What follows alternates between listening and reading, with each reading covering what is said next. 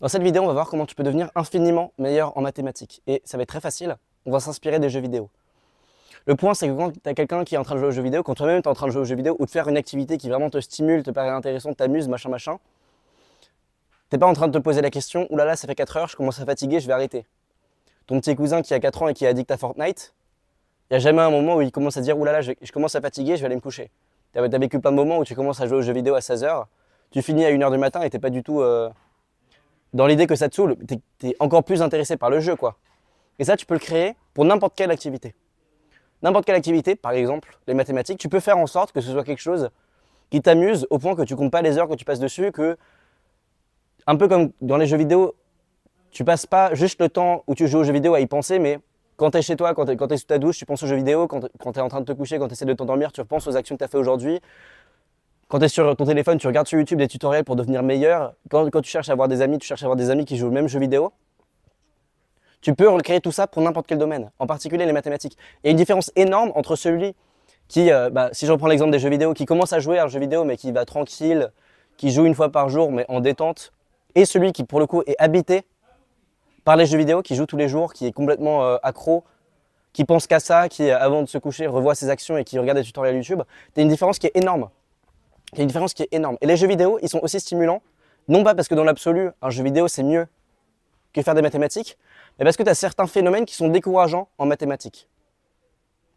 Tu peux être découragé de n'importe quel truc. Un exemple simple pour moi, c'est les échecs. Moi, j'adore jouer aux échecs, jusqu'au moment où je commence une partie contre l'ordinateur niveau 5. L'ordinateur niveau 5 qui m'écrase.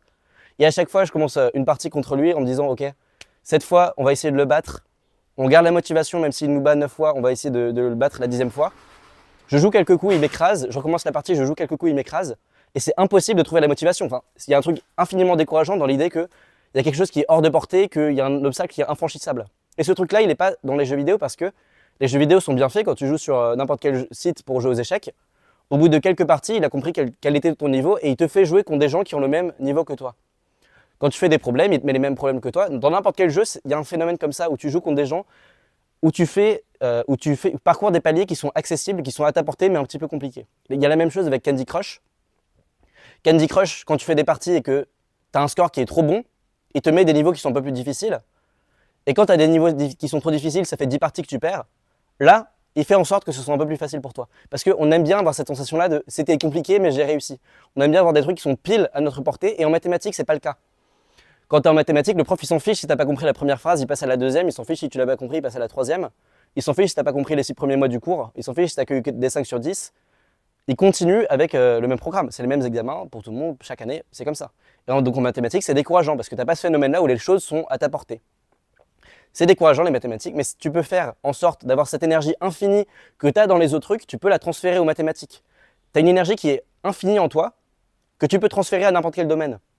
Il n'y a pas cette idée-là dans la vie où, d'un côté, il y a notre travail, on doit le faire, ok, on est obligé de le faire, il faut quand même le faire un petit peu chaque jour.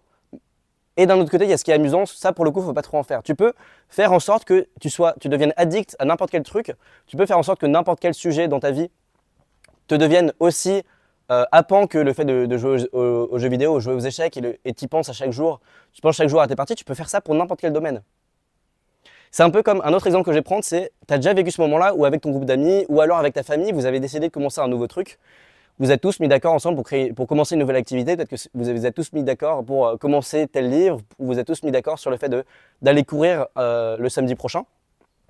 Parce que voilà, ça va être plus simple pour nous, ça va être un moment agréable. Tout le monde est hyper content, tout le monde a envie de le faire. Et un mois après, qu'est-ce qui se passe? La moitié des gens ont plus envie de le faire. La moitié des gens ont perdu leur motivation parce que peut-être que tu avais envie de le faire, parce que tu as l'impression que tu es sportif, tu sais que tout le monde va admirer à quel point tu es sportif, mais en fait, il se trouve que tu es catastrophique en course et tout le monde est là en train de t'attendre, de te voir comme un boulet, et ça fait du mal à l'ego. Tu as mal à ton ego. Et pourquoi est-ce que tu irais courir alors que quand tu vas courir, tout le monde te considère comme une merde, alors que quand tu fais une autre activité dans laquelle tu es bon, tout le monde te considère comme quelqu'un de super fort. Donc c'est cette idée-là que je veux dire, c'est que même si tout le monde est équirépartivement motivé par l'idée d'aller courir, au bout d'un mois, quand on commence à constater des différences de niveau, les gens sont plus du tout autant motivés. Et c'est la même chose, tu as une activité où tu es très bon, bah, soudainement cette activité elle commence à te motiver. Tu commences à jouer aux échecs avec un pote, tu le bats aux échecs, soudainement t'as un peu le mec qui est fort aux échecs et là tu deviens addict aux échecs. Enfin, hyper facile d'être addict à n'importe quel domaine. On a un peu cette idée-là complètement niaise sur Internet qu'il y a certaines choses qui nous correspondent, d'autres qui ne nous correspondent pas, il y a certaines choses qu'on aime, certaines choses qu'on n'aime pas. Moi, ce qui me correspond, c'est plutôt telle chose. Moi, ce qui me correspond, c'est plutôt tel jeu. Alors que si je te prends n'importe qui, je le mets dans n'importe quel sport, même un sport qui, a priori, il le considérait nul, qu'il est exceptionnellement bon dans ce sport, c'est-à-dire que tout le monde le regarde en mode mais c'est qui ce mec, il est hyper jeune et pourtant il est plus fort que nous tous. Si je te prends n'importe qui, je te le mets dans un domaine comme ça, je te le mets dans un milieu où tout le monde le voit comme un génie, comme quelqu'un qui sort de la norme, qui est vraiment exceptionnellement bon, bah, il va adorer ce truc-là. Enfin, c'est évident. C'est évident, c'est complètement évident. Et tu peux créer ça pour les mathématiques. Il y a cette énergie infinie que tu peux consacrer à ce que tu veux, à ce qui te plaît vraiment, et tu peux le créer en mathématiques.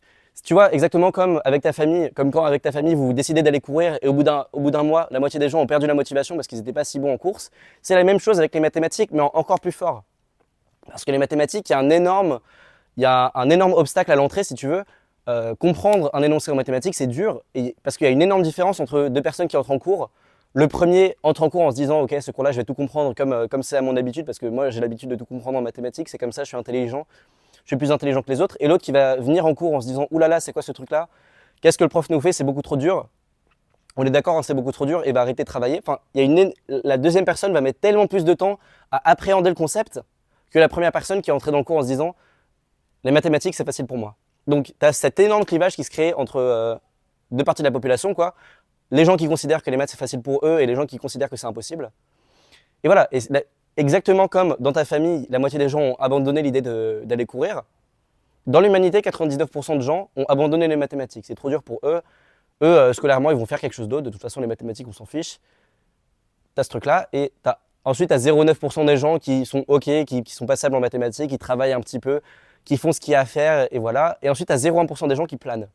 Tu as 0,1% des gens qui sont infiniment meilleurs que toi, pour qui les mathématiques c'est un plaisir, qui comprennent même pas en fait que ce soit possible de ne pas trouver ce qu'on fait en mathématiques simples, qui comprennent pas les gens qui disent qu'ils sont traumatisés par les mathématiques, c'est deux mondes différents quoi. Ces gens-là ils adorent les mathématiques, ils regardent des chaînes YouTube qui parlent de mathématiques. Enfin, je dis pas que tu dois regarder ma chaîne, moi quand j'étais en prépa, enfin quand j'étais au lycée, je regardais d'autres chaînes de mathématiques, mais tu peux regarder ma chaîne YouTube par exemple. Donc voilà, ceux-là, les gens qui planent, qui passent leur temps à regarder des chaînes YouTube mathématiques, qui partent du principe que les mathématiques pour eux c'est quelque chose qui est facile, bah, ça peut vraiment devenir quelque chose qui est happant, quoi. Moi, quand j'étais en prépa, j'ai connu des gens qui vibraient plus pour les mathématiques que pour autre chose, qui comprendraient même pas le concept de repos, parce que pour eux, c'est stimulant, c'est reposant de faire des mathématiques, enfin, c'est tout à la fois, quoi. Tout comme ton petit cousin qui a 8 ans et qui est addict à Fortnite, ben, il va pas comprendre le concept de prendre une pause pour s'amuser et faire autre chose, bah, eux, ils comprennent pas le concept de s'amuser et faire une pause dans les mathématiques. Donc voilà, tu as une énergie qui est infinie, tu as une capacité pour le défi qui est infinie. On entend parfois ça aussi. Moi, je suis pas quelqu'un de compétitif. Moi, je suis plutôt tranquille. Mais pourtant, c'est pas qu'ils sont pas compétitifs. C'est que dans les domaines qu'ils font, ils sont nuls. Quelqu'un qui est vraiment bon dans un domaine, qui a l'impression de progresser, bah, il devient plus compétitif, c'est normal. Parce que c'est un domaine qui le met en valeur, donc il devient juste naturellement plus compétitif. Donc, tu as cette capacité à avoir du défi, tu as cette énergie infinie que tu peux mettre dans n'importe quel domaine. Et voilà, il y a une énorme différence entre la personne qui s'investit à moitié, à demi-mot en mathématiques et la personne qui y va à fond. Exactement comme si tu commençais à jouer aux échecs avec un ami. La personne qui joue aux échecs, mais ok, qui joue une partie par jour sur son site d'échecs, et l'autre qui devient complètement entraîné par les échecs, qui commence à regarder des tutoriels, qui commence à apprendre des ouvertures, qui commence à faire de la théorie, qui commence à faire des trucs à côté, qui commence à jouer dans son temps libre, bah, la différence elle est titanesque. Au bout de juste 2 ans, la personne qui joue tranquille, bah, elle a un niveau ok qui est passable, quoi. Et ensuite, tu as l'autre qui a un niveau exceptionnel et on ne comprend pas, on a l'impression que c'est un génie. Voilà, c'est la même chose pour les mathématiques. Si tu arrives à rendre les mathématiques comme un jeu vidéo, tu vas détruire tout le monde, tu vas être en train de planer, tu vas faire partir des 0,1%, blablabla, tu vas faire ce que tu veux, tu vas détruire tout le monde. Et voilà, je vais donner quelques conseils pour faire en sorte que les mathématiques aient un peu plus ce côté accessible qu'on a dans les jeux vidéo, comme dans Candy Crush, quand c'est trop compliqué, tu commences à avoir des trucs faciles, bah, c'est pareil en mathématiques. Ça ne sert à rien de te traumatiser, de se heurter à des trucs difficiles. Ouh là là, c'est trop compliqué, mais je suis en train de le faire et c'est comme ça que je suis en train de devenir fort. Prendre des exercices qui soient à ton niveau, même prendre des exercices plus simples, et exactement pareil que comme Candy Crush te propose des exercices plus difficiles quand c'est trop facile, bah, adapte les exercices à ton niveau pour faire en sorte que ce soit accessible, pas trop facile, pas trop dur. Et essaye de faire en sorte que quand tu es en cours, moi c'est un truc dont je ne me rendais pas compte mais qui m'a énormément aidé, le fait d'être en cours et moi de considérer que le cours était intéressant change complètement la manière dont tu l'appropries. J'ai vécu des périodes où j'étais moins intéressé par les mathématiques, Et ces périodes-là, bah, je retenais beaucoup moins le cours, j'étais beaucoup moins entraîné par les exercices, je les retenais beaucoup moins parce que les études montrent que c'est facile de retenir ce qui nous intéresse. Enfin, t'as aucun souci pour mémoriser les dates de naissance des joueurs de foot que tu aimes bien. C'est la même chose pour n'importe quel aspect. Donc les mathématiques, si tu arrives à juste bêtement te répéter que c'est un truc qui est intéressant, te convaincre du fait que bah, le cours est intéressant, tu vas apprendre bien mieux. Il y a plein de chapitres que j'ai vécu dans ma vie en mathématiques où quand je regardais le chapitre, j'étais pas impressionné. Ok, c'est un chapitre, on voit telle chose, ok, ça passe, c'est ni inintéressant ni intéressant. Et pourtant, quelques mois après, quand je me rends compte à quel point le premier chapitre était hyper intéressant, parce que je sais pas, il y a une application du premier chapitre que je revois d'un œil différent, ou alors le prof dit, bah regardez là, on revoit un truc qu'on a vu dans le chapitre d'avant, bah j'ai vraiment envie de revisiter ce chapitre-là, et quand je le revisite, bah c'est comme si c'était un tout nouveau chapitre, c'est hyper intéressant, je retiens tout d'un coup, j'ai envie de faire tous les exercices du monde, enfin tu peux débloquer un peu cette faim en toi, cette faim inassouvie pour plus d'exercices, pour de la progression, tout comme quand tu joues à un jeu vidéo, il y a un moment où tu débloques l'envie d'être meilleur à ce jeu vidéo-là, à n'importe quel prix. Tu peux débloquer ça pour les mathématiques. Donc, tu as cette énergie en toi qui est infinie. Tu peux la mettre dans les mathématiques. Ne fais pas des exercices trop durs. Enfin, ça sert à rien de se casser les dents sur des trucs qui sont impossibles. Fais des exercices qui sont à ton niveau. Deviens intéressé par les exercices. Sois fier de toi quand tu résous des exercices, même s'ils sont simples. Exactement comme de la manière dont le jeu vidéo te récompense quand tu gagnes une partie, même si c'est une partie facile parce que l'adversaire a quitté la partie au bout du 10e coup. Le jeu vidéo, il va te récompenser en faisant augmenter ton score. Bah, récompense-toi dans le fait de faire un exercice, même s'il est facile. Dis-toi, c'est un exercice de plus. Enfin, voilà, faut réussir à débloquer ce système de récompense comme dans les jeux vidéo, et ça peut vraiment devenir un truc qui est happant pour toi, les mathématiques. Tout comme j'ai croisé plein de gens quand j'étais en prépa, qui étaient fascinés par les mathématiques, qui faisaient ça jour et nuit, et pour qui la question ne se posait même pas de prendre du temps de repos en dehors des mathématiques, quoi. Donc, convainc-toi que le cours est intéressant.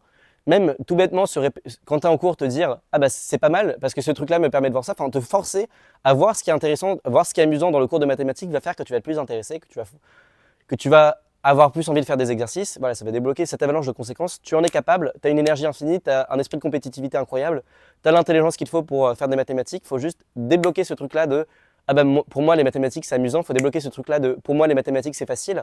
Et ça devient aussi addictif que n'importe quoi parce que, tout comme quand tu entres dans un sport dans lequel tu es un peu meilleur que les autres, ou quand tu entres dans un sport dans lequel tu progresses et qui te fait plaisir, au bout d'un moment, ça devient quelque chose où tu investis énormément de temps et voilà.